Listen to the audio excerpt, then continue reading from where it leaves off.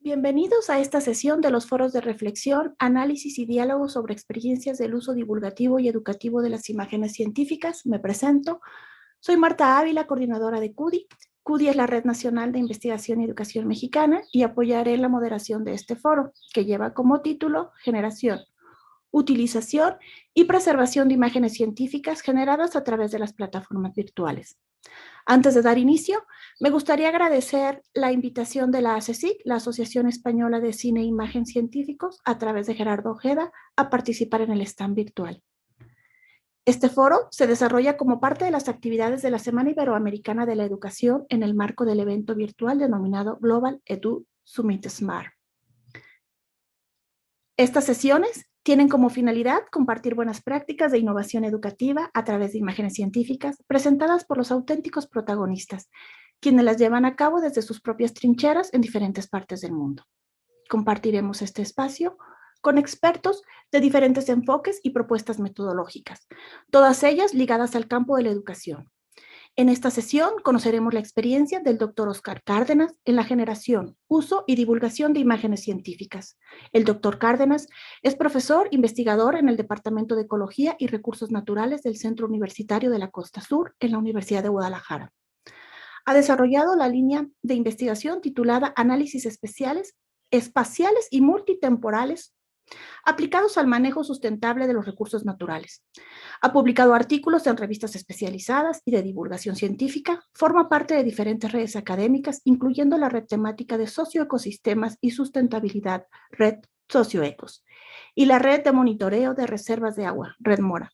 Funge como coordinador nacional de la Comunidad de Estudios Socioambientales en CUDI, dirige, conduce y produce el programa de radio a ciencia cierta en Radio Universidad de Guadalajara Autlán y el proyecto de divulgación científica Ciencia en el Bar. Gracias, Óscar, por estar con nosotros compartiendo tu tiempo y experiencias. Es un gusto compartir este espacio con tu persona. También conversaré. Sí, adelante, Óscar. Al contrario, muchísimas gracias por la invitación. Bien. También conversaremos con la maestra Rosalina Vázquez Tapia sobre el papel que desempeñan los repositorios digitales como herramientas para la preservación y divulgación de las imágenes científicas. La maestra Vázquez Tapia es coordinadora de la Red Mexicana de Repositorios Institucionales REMERI en CUDI, colabora en la Universidad Autónoma de San Luis Potosí, participó con el Consejo Nacional de Ciencia y Tecnología CONACYT en el desarrollo del Repositorio Nacional de México y con la Red Federada de Repositorios Institucionales de Publicaciones Científicas de Latinoamérica, la referencia, como responsable técnica del Nodo Mexicano. Adicionalmente, colabora en importantes iniciativas como la Organización Internacional Eurocris y COAR, es miembro del Comité Permanente de la Conferencia Internacional Viredial ISTEC, también participa en el equipo colaborativo para la transformación digital de la educación, coordinado por la Asociación Nacional de Universidades e Instituciones de Educación Superior en México, ANUYES. Gracias, Rosalina, por aceptar la invitación y acompañarnos en este panel. Gracias, Marta, por la invitación, un gusto. Además, contaremos con la participación del maestro Víctor Manuel García Lemos, presidente del Consejo Directivo de REDULAT, la Red Universitaria de las Américas y el Caribe para la Reducción de Riesgos a Desastres. Es coordinador de respuestas a desastres en la Universidad de San Carlos, en Guatemala. Ha participado en múltiples consultorías en Latinoamérica y el Caribe, además de colaborar en investigaciones y publicaciones entre las que podemos mencionar Gestión de la Resiliencia ante los Desastres, libro publicado por Editorial Académica Española. Agradecemos, pues, su tiempo y disponibilidad para participar en este foro y los invito a iniciar dando respuesta a la pregunta. Desde su experiencia, ¿cuáles son los beneficios que el manejo de las imágenes científicas proporcionan a la educación y cuáles son los retos para generarlas? Óscar, ¿nos puedes ayudar con esta respuesta? Sí, claro que sí. Y bueno, muchísimas gracias por la invitación a este foro. Yo creo que es muy importante hablar precisamente de la presencia, de la importancia de las imágenes, tanto en el área educativa como en el área científica. Y yo quisiera pues comenzar con un viejo dicho que dice: una imagen dice más que 1000 palabras. ¿Sí? Yo creo que en el tema de la investigación y la educación, el contar con imágenes te permiten contar historias. ¿Sí? Estas historias en muchas ocasiones te permiten comprender mejor un fenómeno o un proceso. En el área que yo trabajo, en el área ambiental, obviamente es muy importante transmitir los conocimientos a partir de imágenes. En muchos casos, los estudiantes, por ejemplo, comprenden mejor una idea cuando está auxiliada con una imagen. Y más adelante en la charla quiero mostrar de qué manera, utilizando imágenes, utilizando texto y utilizando cálculos matemáticos, podemos contar una historia completa, y entonces se puede comprender mejor un proceso ecológico, como por ejemplo lo es la sucesión ecológica, o se puede entender mejor cómo es la transformación del paisaje a partir del uso de imágenes y de texto, obviamente. Y creo que con eso terminaría mi respuesta. Gracias, Oscar. ¿Cuánta razón tienes en indicar que las imágenes nos cuentan historias y las historias nos llevan a la reflexión? Le damos paso a la maestra Rosalina Vázquez, si nos puede ayudar dándonos desde su experiencia, pues cuáles son los beneficios que el manejo de las imágenes científicas proporcionan a la educación y cuáles son los retos para generarlas. Sí, gracias, Marta. Bueno, yo partiría de las diferentes aplicaciones que pueden tener las imágenes científicas, porque esto va a depender del contexto, el contexto educativo, de investigación o de comunicación de la ciencia, y además de los diferentes medios por los cuales estamos comunicando esas imágenes. Entonces, por lo tanto, yo creo que los beneficios dependen de la perspectiva o dimensión desde la cual son utilizados. Ya sea desde una dimensión pedagógica, artística, tecnológica, pero también dependen de su interpretación. En este sentido, considero que en el ámbito educativo los docentes pues deben de, al momento de hacer la interpretación de una imagen, considero que no necesariamente va a ser un proceso inmediato, sino por el contrario puede resultar a veces un proceso complejo, porque requiere tanto un conocimiento previo, ¿sí?, como de algún tipo de iniciación en la cultura científica, es decir, como algunos autores dicen, aprender a educar la mirada.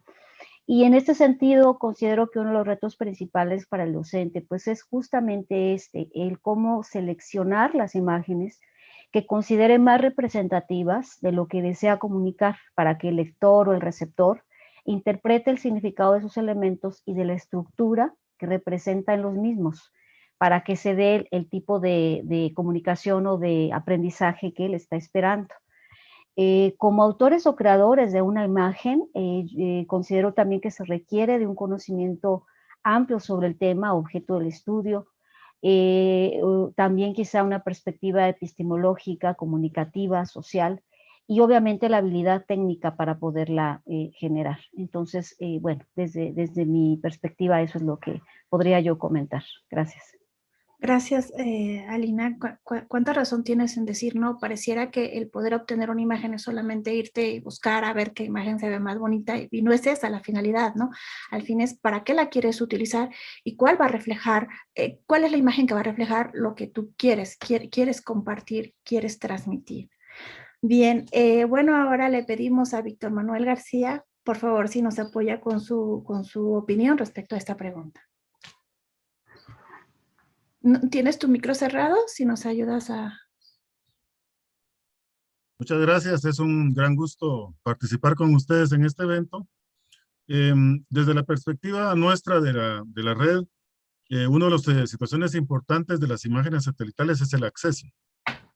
Desafortunadamente, o anteriormente había muchas imágenes que eran vendidas, pero ya cada vez más NASA y otros grandes repositorios de imágenes están abriendo gratuitamente sus imágenes, y esto es un gran avance para las universidades que hacen investigación en gestión del riesgo de desastre.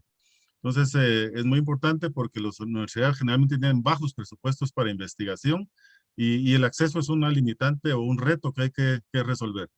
El otro es la calidad de la imagen, ¿no? Ahora tenemos ya cada vez más calidad de las imágenes debido a que los satélites tienen cámaras de mayor resolución, hay una mayor cantidad de satélites e incluso hay países que antes no tenían esta disponibilidad tecnológica. Ya de hecho Guatemala, por ejemplo, tiene un satélite especializado en imágenes para gestión de riesgo de desastres de la Universidad del Valle de Guatemala.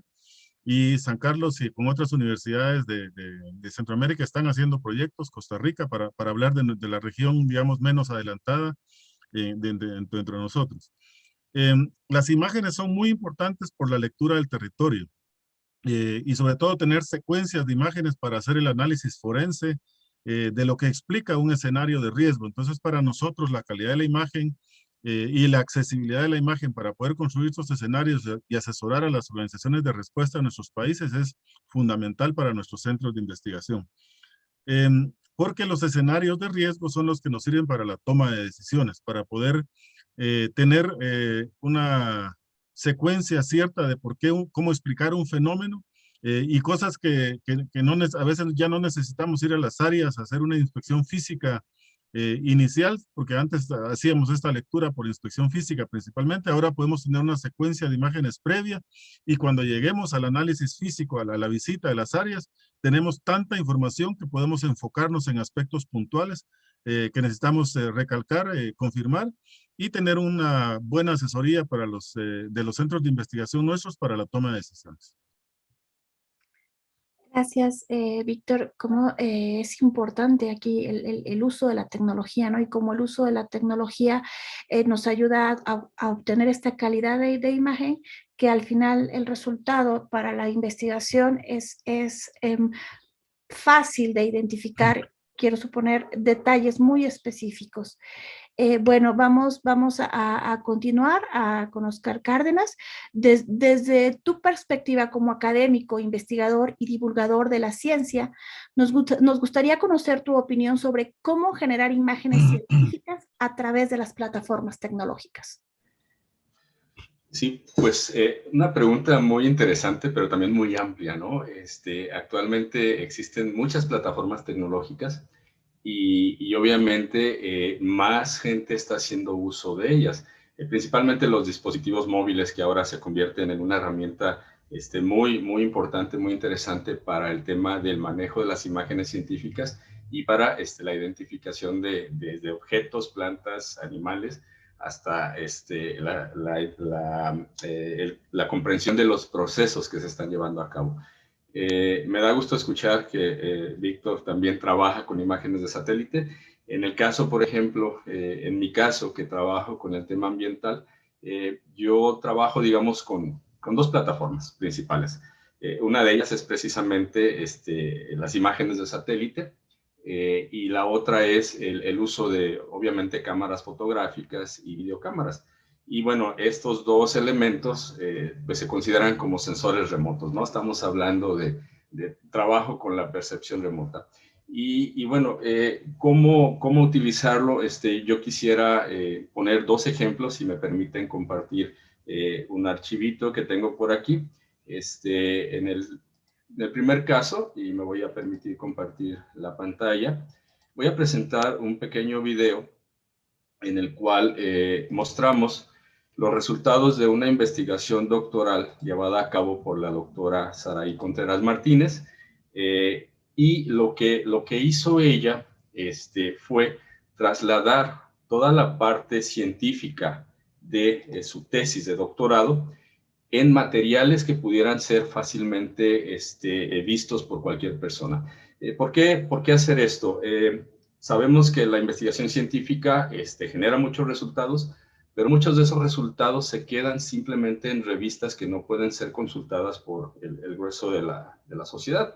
Entonces, una idea o una de las propuestas es trasladar esta información que de repente es muy valiosa para que los pobladores de los lugares donde se encuentran estos procesos, estos fenómenos, pues entiendan de qué manera ocurren y cómo prevenirlos. En este caso, ella trabajó con el tema de los colibríes y el manejo del fuego de los incendios forestales. Entonces, surgieron dos materiales, me voy a permitir presentar unos segundos de cada uno de ellos, dos videos, uno en el cual se muestra la diversidad de los colibríes en el área de estudio de la doctora Contreras, que es la Sierra de Manantlán, un área natural protegida en el occidente de México, y el segundo, un documental que se presentó en varias exposiciones. De hecho, fue una de las ganadoras de la Munich en años pasados, en el cual ella muestra cuál es la relación entre estos organismos, los colibríes y el fuego. Entonces, me permito presentar rápidamente la primera parte, que sería las especies de colibríes.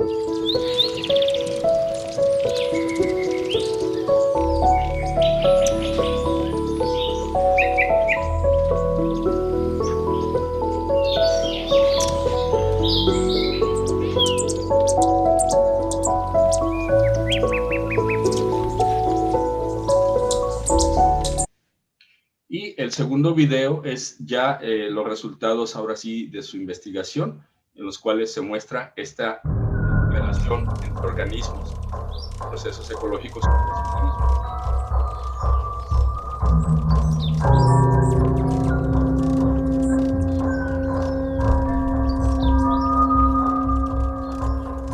Grandes guerreros, colibríes y fuego. Conservación de la biodiversidad mexicana.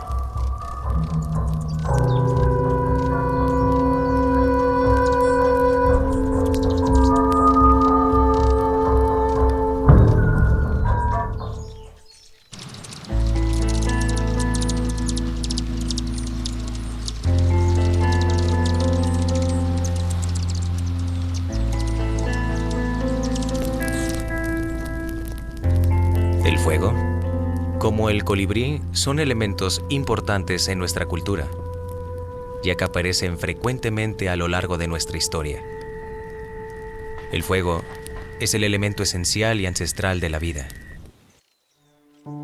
El colibrí es el guerrero que renace cada amanecer. Es esencia de amor y de la polinización de las flores. Es el picaflor. Bueno, esas son algunas de las cosas que se pueden hacer utilizando plataformas como por ejemplo lo son las cámaras fotográficas y las cámaras de video. Sin embargo, también tenemos otra manera de entender el proceso. Y en este caso me refiero a la obtención de imágenes de satélite que nos permiten analizar desde otro enfoque procesos como los incendios forestales. En estas dos imágenes que les muestro, tanto a la izquierda como a la derecha, se pueden observar un incendio forestal, ¿sí? El de la izquierda es el incendio forestal en el terreno. El de la derecha es el mismo incendio forestal, pero obtenido a partir de un sensor remoto. Y es el mismo incendio en el bosque La Primavera, que es un área natural protegida que se encuentra al oeste de la ciudad de Guadalajara, una de la segunda ciudad más grande de México.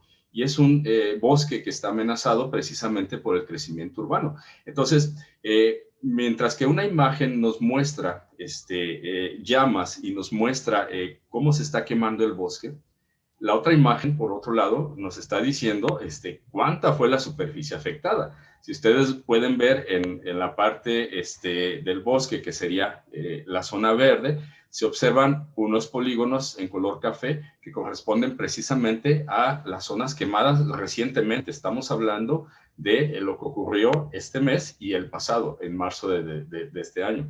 Entonces, a partir de estas imágenes, nosotros podemos entonces entender mejor, ¿sí?, cómo está ocurriendo este proceso.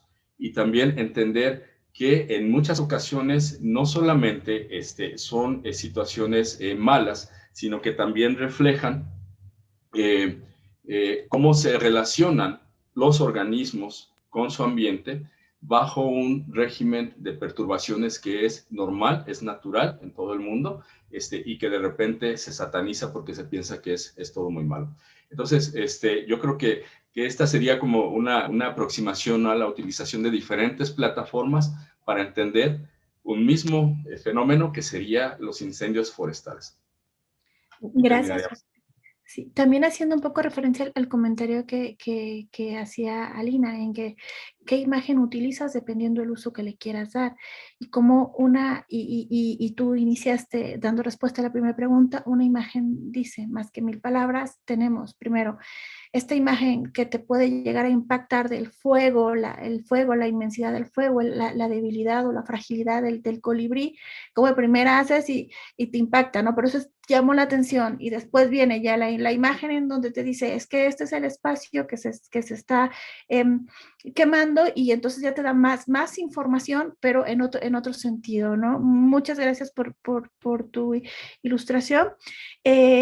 Tenemos otra pregunta. ¿Cuáles son tus mejores prácticas para el uso de imágenes científicas en el ámbito académico y de investigación? Sí, bueno, también en ese tema es bien interesante. Yo doy cursos relacionados precisamente con el análisis del territorio y trabajo también con cursos relacionados con la utilización de herramientas como los sistemas de información geográfica y la percepción remota. Entonces, las imágenes en este sentido se vuelven muy importantes, ¿no? Me voy a permitir otra vez compartir la pantalla para mostrar unas imágenes relacionadas precisamente en ambos temas. Lo que están viendo ustedes en este momento en la pantalla son dos imágenes.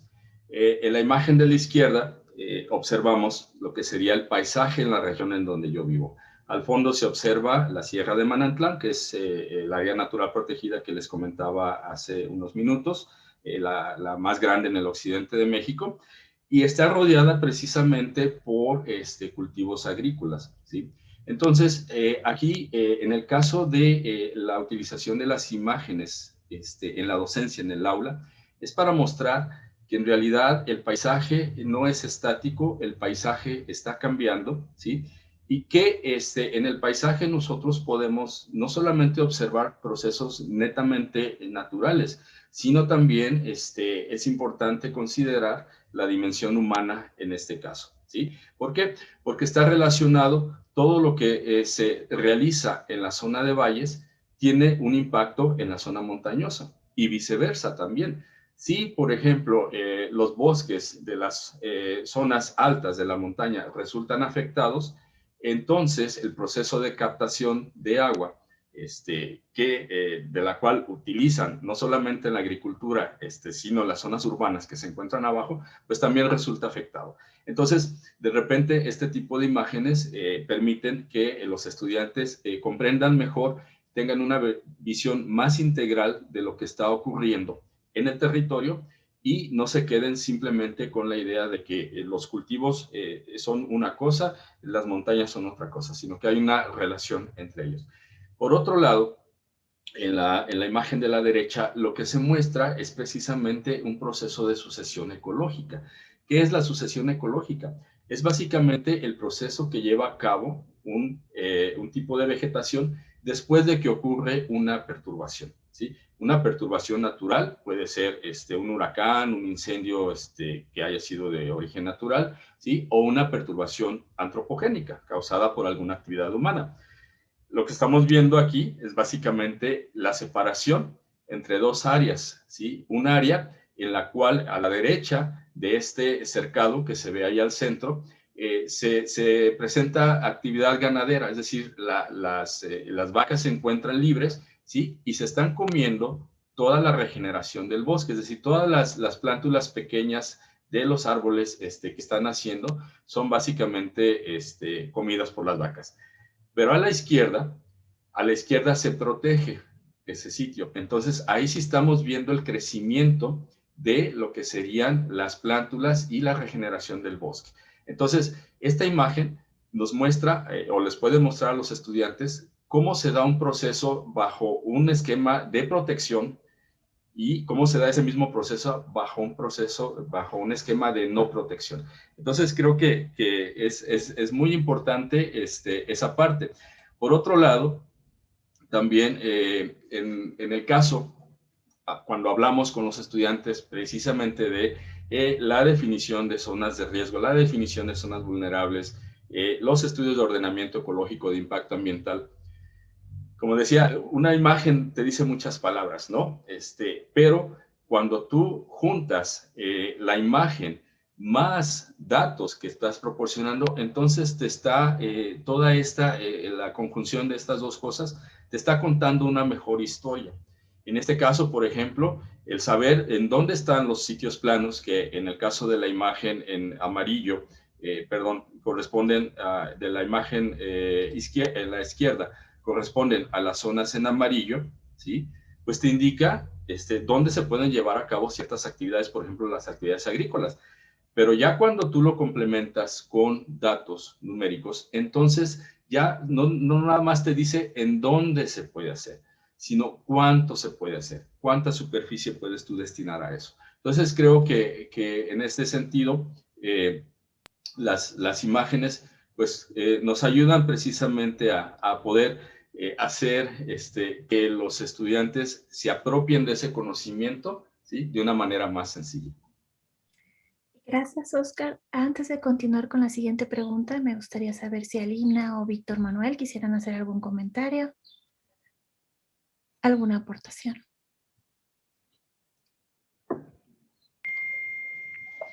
Pues no, de mi parte me parece muy interesante desde esta perspectiva del área de estudio de Oscar.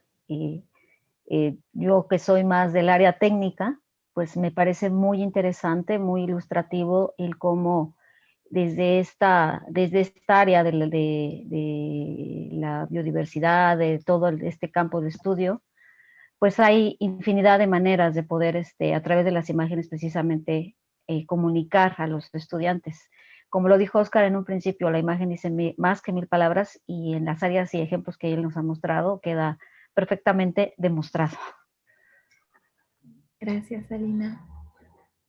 Y fíjate, Marta, que olvidé comentar en términos de investigación también es bien interesante esto. Si me permiten, voy a compartir otra vez mi pantalla rápidamente, porque siento que muchas veces el tema, por ejemplo, de los resultados de la investigación, ¿cómo los hacemos llegar, no? Muchas veces los artículos son bien interesantes, pero cuando los acompañamos con imágenes como esta, en la cual nosotros estamos mostrando los tipos de cobertura y uso del suelo en diferentes regiones de México, ¿sí? Nos está ayudando a entender de manera más clara cuáles son las diferencias en el país, ¿sí? Muchas veces vivimos en una región del país que tiene ciertas características, pero no nos imaginamos cómo es en otros lados, ¿no?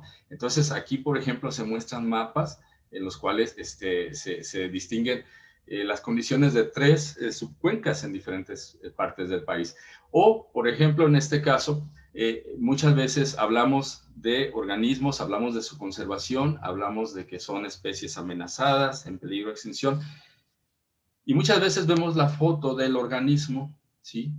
Pero no tenemos una idea muy clara de dónde está. Entonces, a partir del uso de datos, de registros de este organismo, más la generación de datos ambientales, podemos generar este tipo de modelos que se observa aquí en la imagen a la derecha, en la cual vemos en las zonas en rojo, pues las zonas donde esta especie pudiera encontrarse o potencialmente pudiera ser más fácil de encontrar. ¿Y esto para qué nos ayuda? Nos ayuda para identificar zonas que pudieran ser prioritarias para la conservación. Entonces, cuando uno muestra una imagen como esta a un tomador de decisión, ¿sí? Le resulta más fácil entenderlo, entender por qué es necesario proteger a la especie y no nada más mostrar la imagen del ave y decir es importante y todo eso, sino mira, estas son las zonas que requieren protección, ¿sí? De acuerdo a los estudios que hemos hecho. Entonces, en este sentido, en términos de investigación, las imágenes también se vuelven bien importantes, no solamente para mostrar los resultados, sino para favorecer el que los tomadores de decisiones, llámese gobiernos, llámese propietarios de territorios, de terrenos, puedan hacer el manejo o hacer las gestiones para que este tipo de estudios puedan ser útiles y fructíferos. Eh, sí, yo quisiera tal vez mostrar una imagen, pero tengo inhabilitada compartir pantalla, entonces inicialmente pensé que no lo iba a trabajar, pero creo que es interesante poder mostrar una imagen del trabajo que hacemos. Ok,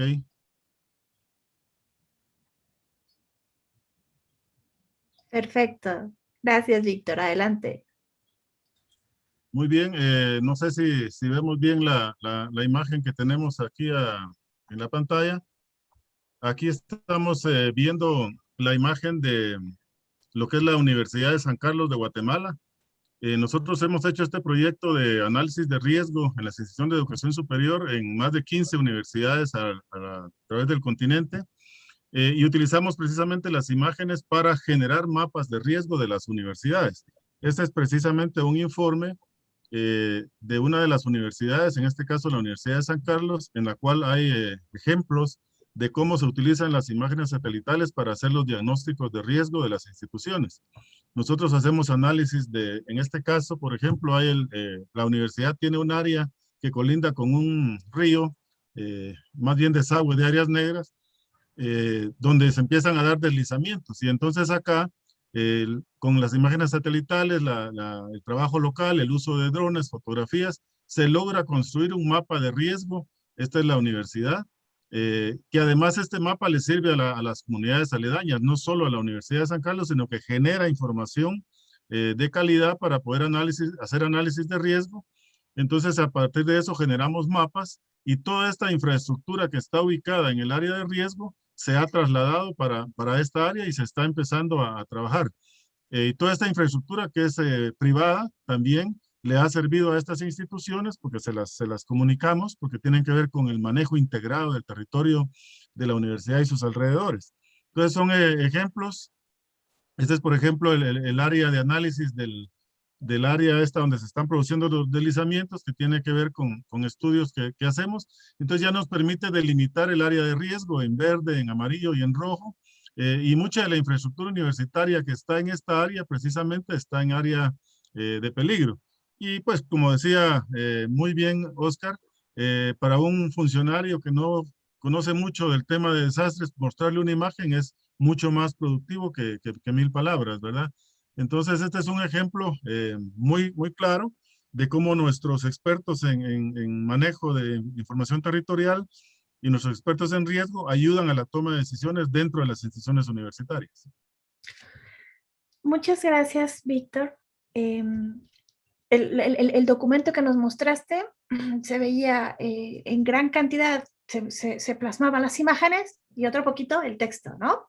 Entonces se refleja muy bien el uso para obtener resultados, para convencer el uso de las imágenes como datos. Bien, Oscar, ¿consideras necesario contar con repositorios de imágenes? Sí, claro, yo creo que eso es bien importante y de esto Alina pues, nos va a platicar más al respecto. Así rápidamente te cuento que en el tema ambiental tenemos ya algunos repositorios, por ejemplo, los repositorios generados por la CONABIO, ¿sí? La Comisión Nacional para el Conocimiento de la Biodiversidad, que tiene un repositorio en línea bastante interesante de especies de diferentes organismos en México. Tenemos también el caso de bases de datos internacionales como Naturalista, en la cual tú puedes también no solamente incorporar registros de las observaciones que haces, sino fotografías. Entonces se convierte en un portal que es más como ciencia ciudadana, en el cual se permite este intercambio de imágenes y de información. Y finalmente, pues tenemos también aplicaciones en dispositivos móviles, como lo dije hace unos minutos. Se vuelve bastante interesante, ¿no? El trabajo que la gente hace con sus celulares, ¿sí? Y con el cual puede utilizar aplicaciones como PlantNet, que te permite identificar plantas, o Picture Insect, por decir algunos, en los cuales también puedes compartir imágenes e información sobre insectos. Entonces creo que sí es bien importante tener los repositorios y creo que Alina nos puede platicar más al respecto. Gracias. Muchas gracias, Oscar. Pues damos paso ya a Alina como experta en repositorios digitales. Y entonces, Alina, nos gustaría saber cuáles son las características y procedimientos para que una imagen científica pueda ser preservada en un repositorio para su divulgación.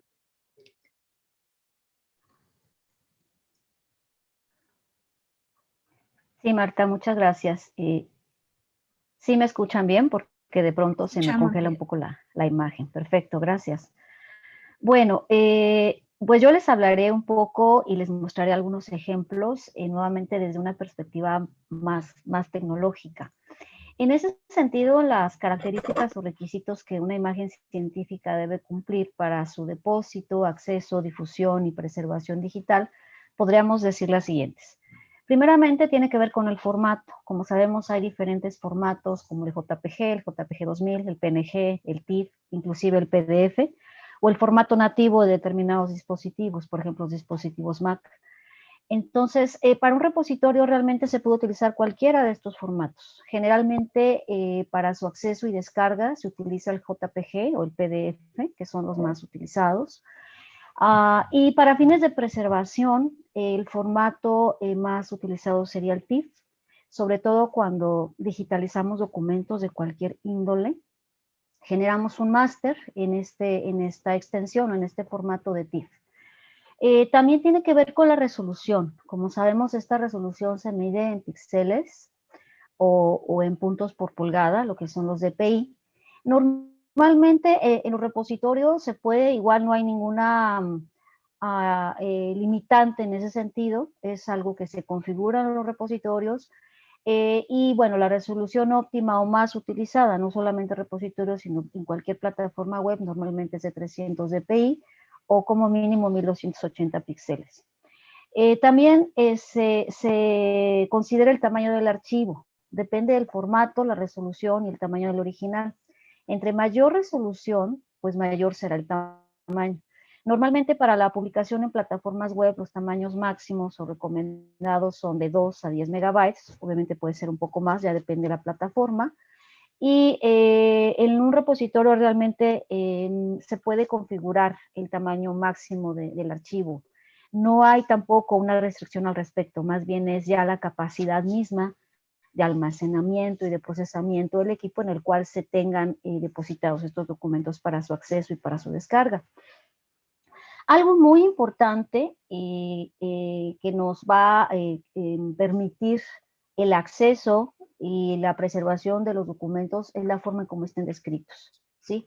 Es decir, se requiere de adoptar un estándar de metadatos. Normalmente la mayoría de los repositorios, cuando hablamos de repositorios de literatura, ahí se incluyen las imágenes. Utilizamos el estándar de metadatos Dublin Core, que consta de 16 campos o etiquetas a través de las cuales nosotros describimos un recurso digital o un ítem cualquiera que sea, ¿sí? Y que la mayoría de las soluciones de software para la gestión de repositorios, como es el caso de DSpace, lo tienen configurado por defecto. En el caso de las imágenes científicas, los metadatos mínimos que generalmente se deben describir son, por ejemplo, el título de la imagen, el autor o creador, la fecha de creación o publicación, la descripción de qué se trata la imagen y la fuente o relación, es decir, si forma parte de una obra, de una colección, de una exposición, etcétera, y también de preferencia a qué disciplina o área de conocimiento pertenece o representa esa imagen. En términos de preservación digital, generalmente se requieren agregar algunos metadatos. Hay quienes utilizan inclusive un estándar de metadatos adicional como es el PREMIS para hacer una preservación digital amplia a ese objeto. Y en ese sentido, bueno, pues son metadatos relacionados con el formato, con la versión y con otros datos que permitan llevar un registro del ciclo de vida del objeto digital. Me gustaría, si me permiten, mostrarle algunos ejemplos de lo que acabo de comentar, sobre todo en términos de la descripción de los objetos digitales. Entonces, voy a compartir mi pantalla y aquí está.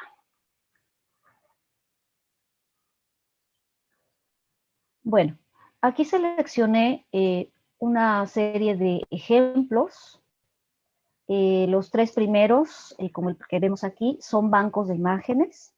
La mayoría de los bancos de imágenes se operan por suscripción. Sí hay ya algunos bancos de imágenes de acceso abierto y algunos como los que les voy a comentar, que son, digámoslo así, un poco más populares, por decirlo así, en donde sí, muchas de las imágenes se obtienen a través del pago de una suscripción, pero también tienen colecciones importantes que se pueden descargar de manera gratuita.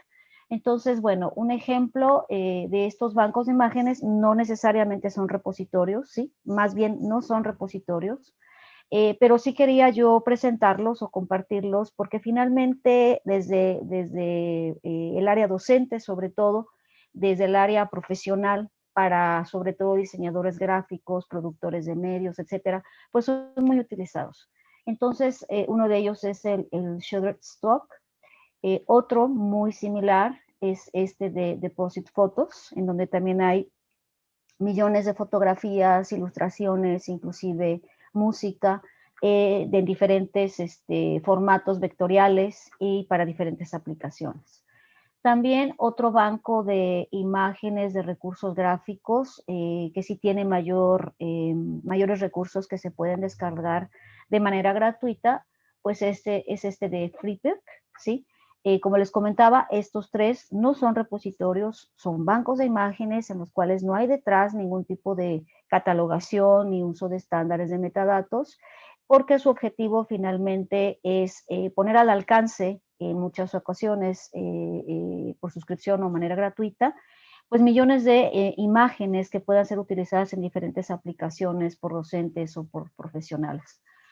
Y luego, bueno, este sería un ejemplo adicional de los bancos de imágenes, el Pixabay, que también es muy utilizado y tiene también imágenes de muy buena calidad.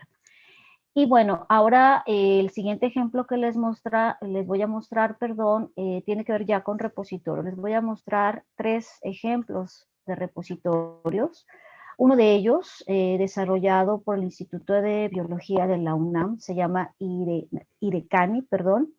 Y entonces, bueno, pues este repositorio esencialmente contiene miles de fotografías que representan la biodiversidad en México. Por ejemplo, aquí estamos viendo este espécimen. Aquí, obviamente, el que sabe más de esto es Oscar. Y aquí está, por ejemplo, una ficha donde se describen algunos de los datos que yo les comentaba hace un momento, ¿sí? Este repositorio está desarrollado en DSpace y si nosotros, por ejemplo, le damos clic a este registro, nos va a mostrar el registro completo de metadatos a través de los cuales hacemos la descripción de este objeto. ¿Por qué es importante hacer esta descripción de una manera estandarizada y normalizada? Primero, para poder localizarlo de manera rápida, ¿sí? Poderlo visualizar también no solamente desde la plataforma misma de este repositorio, sino el que pueda ser cosechado o recolectado por un agregador, que es el caso de la Red Mexicana de Repositorios Institucionales. En ese sentido, este repositorio de hecho forma parte de esta red de REMERI. Y gracias a que están utilizando una estructura estándar de metadatos, es que nosotros podemos recolectar este registro del ejemplo que muestro y al momento que desde REMERI se haga una búsqueda federada hacia todos los repositorios que se tienen indexados y se busque, por ejemplo, el tema de biología, ¿sí? En este caso dice Estación de Biología Los Tuxtlas, suponiendo que fuese ese un término de búsqueda, pues de manera inmediata nos llevaría a este recurso. Entonces también es la importancia de poder o de deber utilizar este tipo de estructuras, ¿sí? Y obviamente esta imagen para fines de preservación, aquí en el repositorio nosotros lo vemos en una determinada, en un determinado formato óptimo para que lo podamos visualizar, abrir o descargar, pero ya para fines de preservación seguramente en el mismo repositorio o en una plataforma adicional podrán tener el formato de mayor calidad o el formato máster con algunos quizá metadatos adicionales que permitan llevar la preservación de este objeto. Otro ejemplo de repositorio sería de repositorio de imágenes institucionales, es el que está desarrollando la UNAM desde el 2016. En ese sentido, ellos lo que están integrando son fotografías institucionales, están integrando logotipos, materiales gráficos, como en esta interfaz que les muestro, pues tienen una serie de banners, de infografías, de mapas y croquis. Este repositorio no contiene todavía demasiada información, está todavía en proceso, digamos, continuo de que la comunidad vaya colaborando en el depósito de todo este tipo de materiales gráficos, infográficos, pero seguramente constituirá un recurso muy importante, sobre todo de apoyo a los docentes y a los investigadores. Otro ejemplo interesante de un repositorio, en este caso de material cultural, artístico, pues es el repositorio digital del INBA, llamado INBA Digital. Y entonces, en este repositorio, ellos tienen, me voy a ir al link, es un repositorio que también está desarrollado en DSpace. Y entonces ellos lo que permiten a través de este repositorio, bueno, pues tienen una catalogación.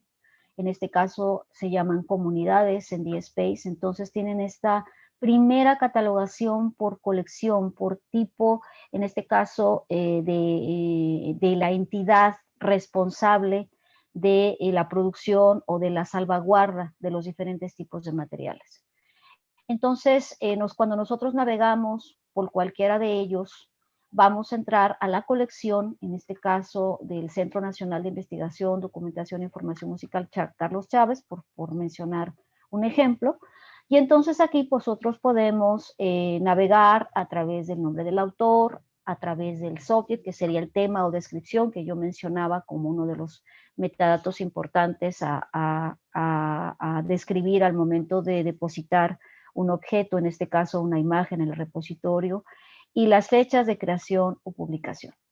Y entonces, en ese sentido, bueno, pues vamos navegando hasta encontrar el ítem, o obviamente podemos hacer búsquedas. Entonces, este sería otro ejemplo de repositorio. Y ahora les mostraría ejemplos, no necesariamente son repositorios, pero sí son plataformas muy interesantes, con algunas características, sí, de repositorio, que hospedan documentos digitalizados. En este caso, como el que les muestro ahora, de los primeros libros impresos de las Américas, es un proyecto ya iniciado hace bastantes años por la Texas A&M, por la Universidad de Texas, en la que también nosotros hemos tenido una participación, y entonces es la unión, la colaboración de bibliotecas de diferentes países, ahora ya de Iberoamérica, en los cuales contienen en sus bibliotecas de fondo patrimonial colecciones, libros antiguos del siglo XVI, que fueron los primeros libros impresos. Entonces, en este sentido, también aquí se puede navegar por las diferentes etiquetas o metadatos, ¿sí? Y se puede ir directamente a cualquiera de las colecciones de cada uno de los socios de este proyecto para poder ver ya las imágenes digitalizadas de estos libros y el poder mostrar diferentes formatos. Otro ejemplo de este tipo de esfuerzos, seguramente lo conocen, es la Biblioteca Digital Mundial. Aquí nosotros encontramos también una amplia colección de imágenes, de mapas, de documentos que reflejan la historia, pues prácticamente de todos los ámbitos y países que han ido participando en este proyecto. Este proyecto fue creado y financiado por la UNESCO. Entonces también es un ejemplo muy interesante de cómo a través de los repositorios se puede proveer el acceso la divulgación y la preservación de miles de millones de imágenes que en este caso representan el patrimonio documental de una nación, de un conjunto de naciones, en este caso como es la Biblioteca Digital Mundial. Y en el caso de México tenemos un proyecto similar en el que también hemos tenido un poco la oportunidad de colaborar, que es el proyecto de Memórica, que es un proyecto iniciado por la Oficina de Cultura de la Presidencia de la República. Y entonces aquí les muestro como ejemplo en las imágenes, porque como ven tienen diferentes tipos de medios, no solamente imágenes, que tienen materiales también, fotografías, tarjetas, carteles, pinturas, gráficos, en algunos casos también imágenes, audios, textos, videos.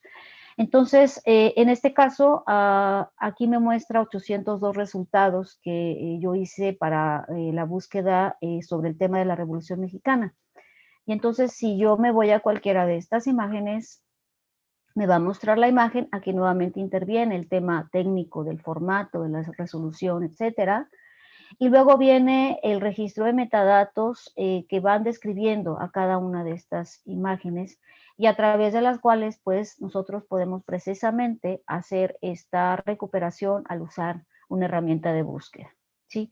Entonces, pues como ven, el poder tener, depositar, almacenar estas imágenes en repositorios, pues les da múltiples ventajas. Les permite organizar por categorías, por áreas, por departamentos, por organizaciones, sus acervos. Les permite crear colecciones de una manera anidada, dependiendo del tipo de documento, si es un libro, si es un manuscrito, si es una fotografía, etcétera. O también por área del conocimiento, en el caso que estoy mostrando de la Revolución Mexicana, del tema en concreto. Y el tener una descripción estandarizada, pues les va a permitir no solamente en el repositorio mismo hacer una recuperación directa, sino que puede ser recolectado por agregadores como lo es Remedy, y que eso obviamente va a ampliar la visibilidad y el acceso a estos documentos. Y además, la ventaja que nos da el repositorio es que la misma herramienta nos permite también llevar a cabo la preservación digital del documento. Entonces, con esto nos permite completar un ciclo completo para lo que tiene que ver con la gestión, el acceso, la divulgación y la preservación de las imágenes. Entonces, bueno, pues estos son los ejemplos que quería compartirles. Voy a dejar de compartir mi pantalla. Y si tienen alguna pregunta, comentario, observación. Sí, gracias, Alina. No sé, Oscar, Víctor, Manuel, ¿tendrán algún comentario? Si no, pues, adelante. Sí, a mí me parece muy interesante y me he quedado impresionado, sobre todo de ver la capacidad de la UNAM. Por supuesto, la UNAM es la UNAM en Latinoamérica. El problema que tenemos la gran mayoría de universidades y centros en este caso, de riesgo de desastres universitarios con los que nosotros trabajamos, es precisamente la capacidad de instalada para análisis de imágenes, la cantidad de técnicos formados para hacer este tipo de situación y los espacios para guardar sus imágenes. Entonces, realmente es un trabajo que no cualquier universidad puede hacer, pero definitivamente es algo que tenemos que fortalecer en Latinoamérica porque hay mucha producción dentro de las universidades que no se guarda y que desafortunadamente se pierde, que es un tesoro histórico muy valioso, tanto en el área de desastres, pero también en cultura, deporte, literatura, cualquier otra área. Gracias. Gracias. Yo quisiera comentar también rápidamente que es impresionante, como bien dice Víctor, el tema del trabajo para la creación de estos repositorios. Y bueno, a mí me gustaría que se conociera más al respecto. De repente, en las otras universidades no se tiene idea que existen estos repositorios y son bien importantes para muchísimos programas educativos e inclusive para la investigación. Entonces, quizá, no sé si existe alguna estrategia como para darlos a conocer, que toda la gente los conozca y se puedan aprovechar. Sí, Oscar, justamente estamos desarrollando un proyecto adicional como parte de los nuevos servicios de Remedy, que es la creación de un directorio. Entonces, estamos desarrollando una herramienta para que se registren a través de un formulario todos los repositorios de cualquier tipo, aunque en el momento no sean interconectados, llamámoslo así, por Remedy, pero sí precisamente para darles esa visibilidad, ¿sí? Para que quien quiera desde cualquier parte del mundo saber cuántos repositorios de acceso abierto hay en México, de qué tipo, ¿sí? Porque recordemos que hay repositorios de literatura que son ya sea institucionales, es decir, que integran todo el acervo de una institución, pero también hay repositorios temáticos, como algunos de los que les mostré, que son de imágenes de biodiversidad, ¿sí? Hay repositorios de recursos educativos abiertos, en los cuales los docentes pueden reutilizar, subir y reutilizar y compartir sus materiales didácticos. Hay repositorios como los que les acabo de mostrar de patrimonio documental, que también es súper importante para los investigadores de las áreas sociales, humanidades. Entonces, lo que queremos hacer con este directorio es precisamente tener este registro de todo este universo de repositorios que hay en México, con todos estos descriptores, metadatos que les acabo de mostrar, para que precisamente cualquiera pueda localizar más rápidamente un repositorio dependiendo el tema, el tipo, la necesidad de información que tengan. Entonces, estamos trabajando en ello y yo creo que va a ser una herramienta interesante y útil para los académicos. Gracias, Rosalina. Creo que sería bien importante el compartir con la comunidad una vez que esté disponible el enlace de este directorio. Nos comprometemos a difundir, ¿no? A difundir y a divulgar el directorio para que pueda quedar a acceso de los académicos. Pasando al caso práctico, al caso de las instituciones, ¿cómo llevan este manejo, cómo llevan esta compilación de las imágenes? Me gustaría preguntarle a Víctor Manuel, primero, identificar cuáles son los desastres que REDULAC procesa, para después poder pasar a la pregunta de cómo captura una imagen científica asociada a un desastre.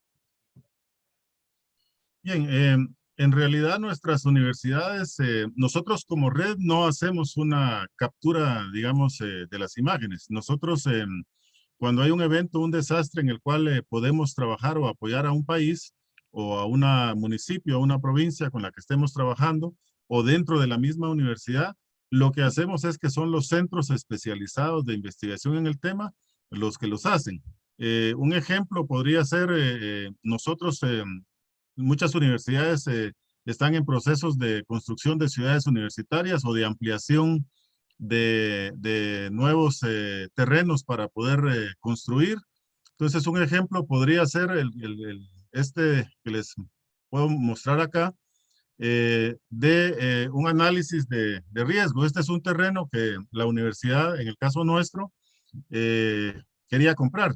Entonces hay un formulario de análisis que nos hace un diagnóstico de riesgo. Ustedes pueden ver ahí en rojo de una vez el resultado de ese análisis. Entonces tiene componentes, por ejemplo, geológicos, ecosistémicos, del medio construido y de contaminación, que pueden dificultar la construcción en ese terreno, y también componentes institucionales y sociales. Entonces, lo que hace este centro especializado es que hace una inspección de campo, utiliza imágenes satelitales, utiliza drones, utiliza una serie de información para describir los procesos que se están viendo en el dictamen. Y a través de eso hace un análisis. Aquí hay, por ejemplo, un escenario 2002, 2006, 2010, 2012, cómo hay una progresión del territorio, y en función de eso podemos tener un detalle del desgaste que ha sufrido este terreno y si es conveniente comprarlo o no. Y eso le ahorraría a una universidad un gran costo de inversión, pero también en este caso lamentablemente era un terreno que ya se había comprado y en el cual habría que tomar la decisión si valía la pena invertir y qué clase de inversión. Entonces, en este caso se sugirió un terreno para un uso más bien de instalaciones deportivas y recreativas con un bajo impacto en el terreno, que una construcción de 7 edificios, que era lo que se quería hacer en este terreno. Entonces, es muy importante el uso de las imágenes satelitales. Este es un caso práctico e importante que podemos citar, pero también hay otros ejemplos de trabajo que podríamos nosotros citar en este caso. Aquí tenemos un ejemplo de una asesoría que se le dio a la institución responsable de los desastres en el país, hecho por un experto del Centro de Desastres de la Universidad de San Carlos de Guatemala, en el cual podemos ver el uso de las imágenes, un estudio de un evento, de un deslizamiento que dañó una área de una colonia instalada en un terreno incorrecto. Y entonces esto nos sirve a nosotros para poder apoyar los dictámenes que hacen las instituciones sobre por qué se dio el evento, cómo lo utilizamos. Es un trabajo muy dinámico, muy metódico. En las universidades hay mucho personal capacitado. Lamentablemente lo que pasa es que muchos de estos centros no tienen el apoyo en cuanto a equipo, en cuanto a una serie de recursos para poder demostrar su trabajo. Entonces este es un pequeño ejemplo incluso pues se hacen videos, animaciones especiales que nos indican cómo es que se desarrolló el evento. De tal manera que por supuesto para nosotros es muy importante el poder hacer esta situación de colectar imágenes, procesarlas, pero la hacemos a través de los centros especializados de las instituciones. Nosotros como red lo que somos es una institución que articula a las universidades, articula instituciones y a través de eso presta sus servicios, porque todo el trabajo de la red nuestra es ad honorem. Yo como presidente de la red pues no gano un centavo. Las instituciones académicas tenemos la cultura de trabajar en redes ad honorem para fortalecer el conocimiento y en realidad son los centros de cada país los que hacen este tipo de apoyo y situación. En este momento, por ejemplo, estamos creando un observatorio regional precisamente para empezar a trabajar algunos análisis regionales. Sin embargo, el costo del equipo, el costo de los profesionales es una situación muy importante que hay que ir resolviendo y estamos en ese proceso de ubicar fondos para nuestros proyectos. Muchas gracias. Gracias, Víctor. Una gran labor el buscar la articulación y la colaboración de varios centros a través de la red. Nos gustaría conocer tu opinión acerca de cómo contribuye la divulgación de imágenes científicas a la prevención de desastres. Muy bien. Nosotros como red universitaria somos miembros de lo que se llama el Grupo Consultivo o el Grupo Asesor de Ciencia y Tecnología de las Naciones Unidas. Somos 3 representantes por cada continente, somos 21 miembros en este consejo a nivel global. Y a través de ese tipo de consejo lo que hacemos es precisamente alianzas con otras regiones, con otras universidades, con otros centros de producción tecnológica para divulgar sitios donde pueden acceder nuestros expertos para mejorar este trabajo. También estamos trabajando en otras agrupaciones. Somos miembros del Grupo de Estudios de la Tierra que NASA y la Unión Europea fomentan, y a través de este grupo hacemos una serie de eventos donde se divulga metodología, instrumentos, tecnología, sitios y hacemos alianzas, servimos de puente para hacer alianzas entre universidades y productores de imágenes para poder producir información científica. Por ejemplo, hacemos investigaciones que nos piden los países sobre volcanes, sobre ríos, etcétera, sobre riesgo en su infraestructura productiva. Y recientemente estamos ahorita ya trabajando la posibilidad de hacer un estudio con una universidad estadounidense para hacer un estudio sobre procesos extractivos en Latinoamérica, sobre todo minería a campo abierto. En este estudio pues se va a trabajar mucho imágenes satelitales y vamos a utilizar todos estos repositorios que tiene instituciones como la NASA y algunas universidades norteamericanas que tienen una gran capacidad instalada para hacer este procesamiento. Ahora, nosotros como red no tenemos esa capacidad instalada. De hecho, todo el trabajo que hacemos lo hacen los representantes de cada país, o sea, lo que nosotros tenemos son capítulos nacionales, donde se reúnen 1, 2, 3, 5, 10 países. Hay países donde tenemos hasta 20 universidades, miembros del capítulo, y hacen su trabajo a nivel nacional. Luego nos dividimos en subregiones: Andina, Cono Sur, Centroamérica, Caribe y Norte, y tenemos la organización regional. Con esa estructura es que hacemos este tipo de puentes y enlaces para fortalecer el trabajo, pero es realmente muy difícil. Como te digo, todo esto es ad honorem, y solo cuando tenemos algún financiamiento para algún proyecto específico es que se logra contratar personal para este tipo de trabajo. De esa cuenta, nosotros, por ejemplo, tenemos muchos problemas con la difusión de la información, porque no tenemos una página activa en este momento, actualizada, porque eso tiene un costo. Hay que comprar el host, hay que tener quien lo dinamiza y todo. Y esa es una de las grandes dificultades que tenemos como instituciones, que no hay presupuestos fijos para este tipo de trabajo. Gracias.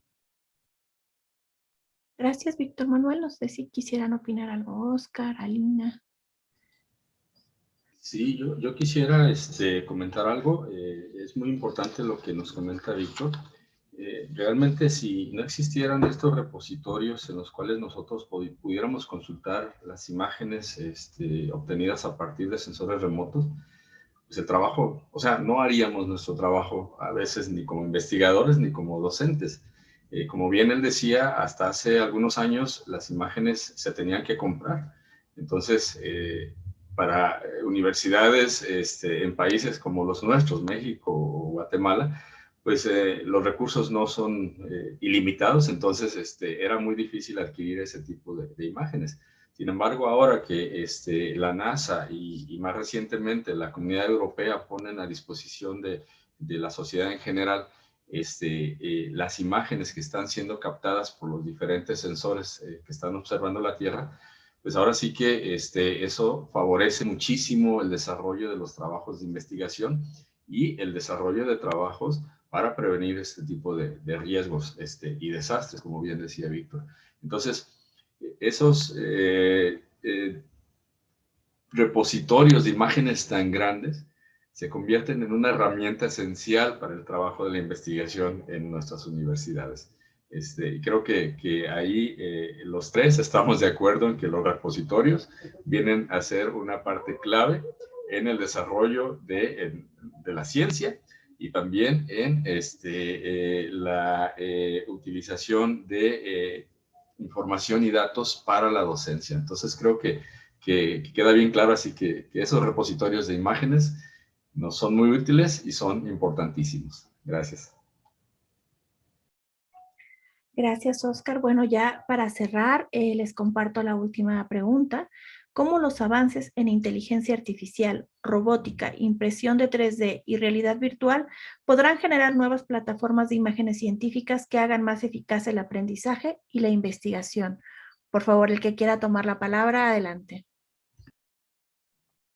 Bien, yo quisiera, antes de entrar a esa pregunta, hacer referencia a algo que se me olvidó mencionar en el caso de México. El CENAPRED, el Centro Nacional de Prevención de Desastres, en el cual yo he tenido la oportunidad de recibir cursos, está ubicado dentro de una universidad, que fue el requisito que puso la cooperación japonesa para donarlo a México después del terremoto en el 85.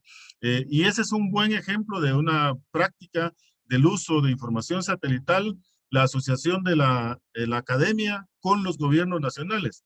Y el atlas de riesgo que se ha producido a través de esta situación es impresionante, la capacidad de análisis sobre desastres que podemos hacer, porque lo tienen documentado en el fenómeno, la vulnerabilidad, la exposición y las capacidades que hay en cada territorio, y la resolución es increíble. Entonces, es una muy buena práctica de la alianza academia, gobiernos y tecnología satelital que es interesante.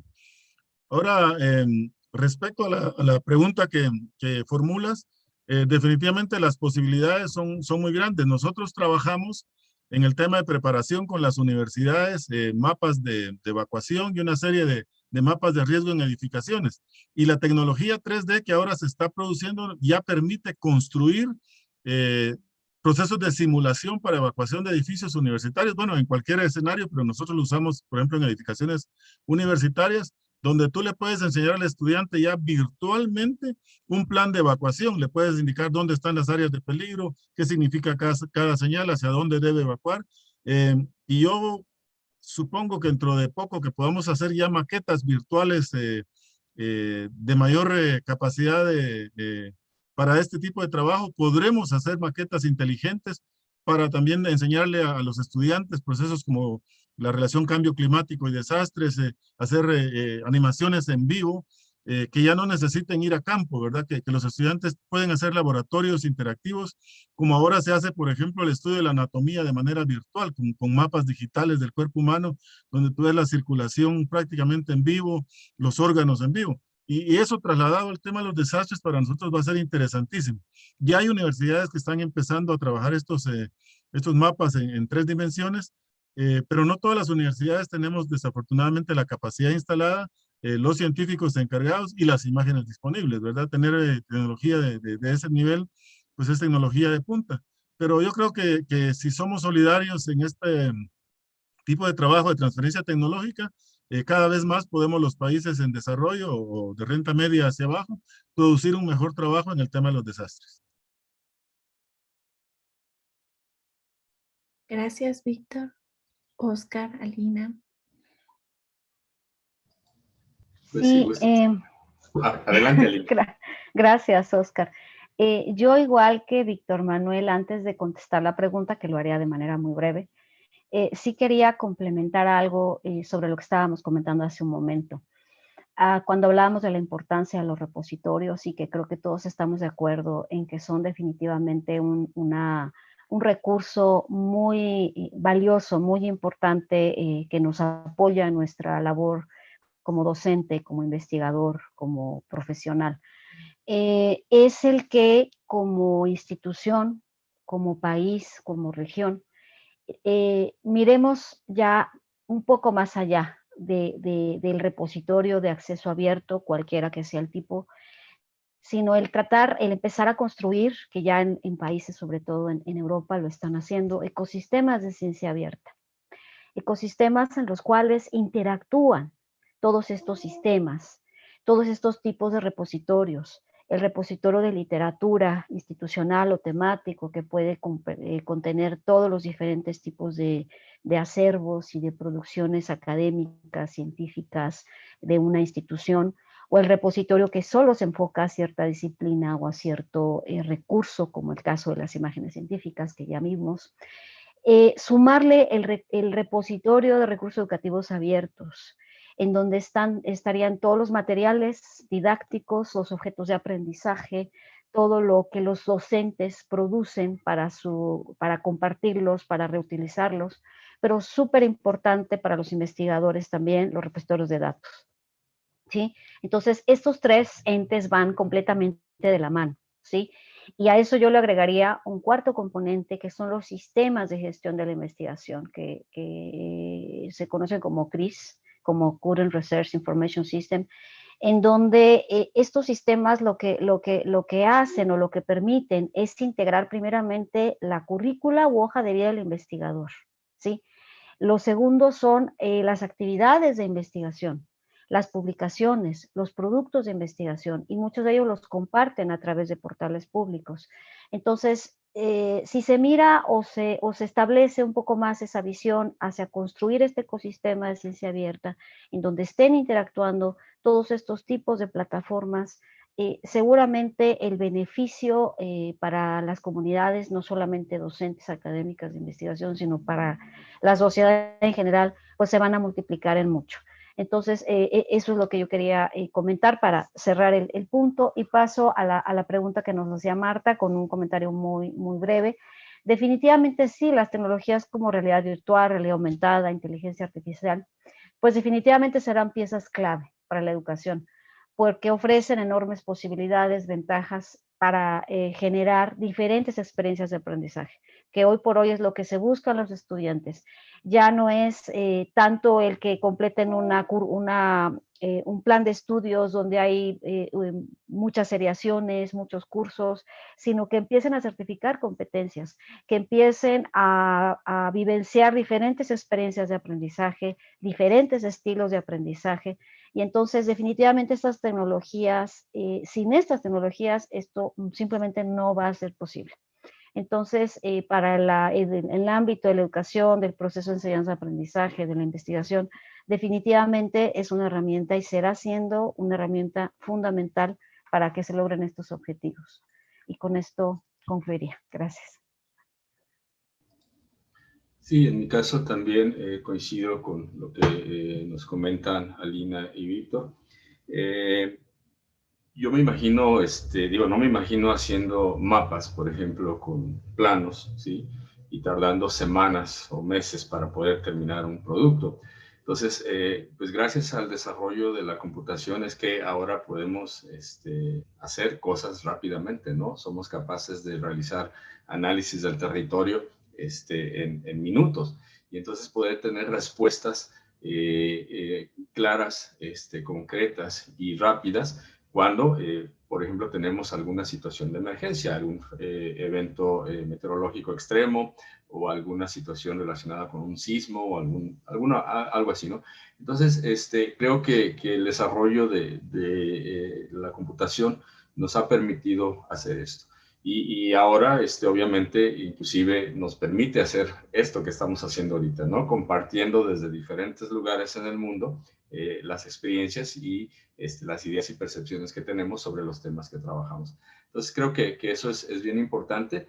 Y sí creo también que cuando no tenemos la capacidad instalada como para poder hacer algunas cosas, creo que la creación de estas redes internacionales, por ejemplo, el caso de Red CUDI, que está anexada a una red latinoamericana de cómputo avanzado, creo que eso permitiría inclusive impulsar el avance en ciertas áreas del conocimiento. Entonces, creo que sí es bien importante eso, desarrollo de cómputo y la creación de redes de conocimiento locales y regionales.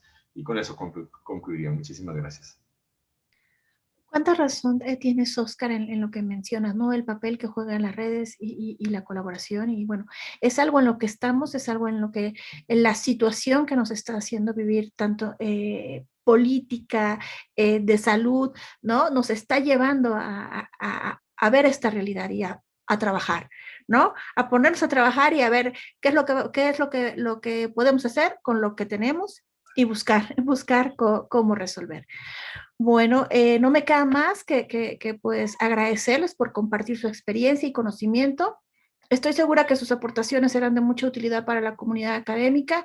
Y bueno, recordarles a los académicos que nos están siguiendo, a los investigadores que van a poder ver este video en el stand virtual, que podrán pues consultar los materiales que yo les voy a pedir a nuestros panelistas que por favor nos envíen para poder compartir con los organizadores y que estén a su disponibilidad. Me despido, doy las gracias, no sin antes preguntarles si ustedes quisieran aportar algo más, compartir algo más para cerrar la sesión. Bueno, yo simplemente hacer un llamado para que las universidades del primer mundo, el denominado primer mundo, y los consorcios de ciencia y tecnología orienten más su mirada a la liberación de estas imágenes y a la contribución con las universidades de nuestras regiones para producir material informativo que sea de utilidad para esta situación de los desastres, sobre todo con esta alianza Cambio Climático y Desastres, la Cumbre del Día de la Tierra que organizó Estados Unidos evidenció la necesidad de hacer un trabajo solidario, equitativo y cooperativo entre todas las instituciones y que realmente podamos hacer que en Latinoamérica la ciencia y la tecnología está al servicio de la toma de decisiones. Gracias. Pues muchísimas gracias. Gracias. Damos por terminada la sesión.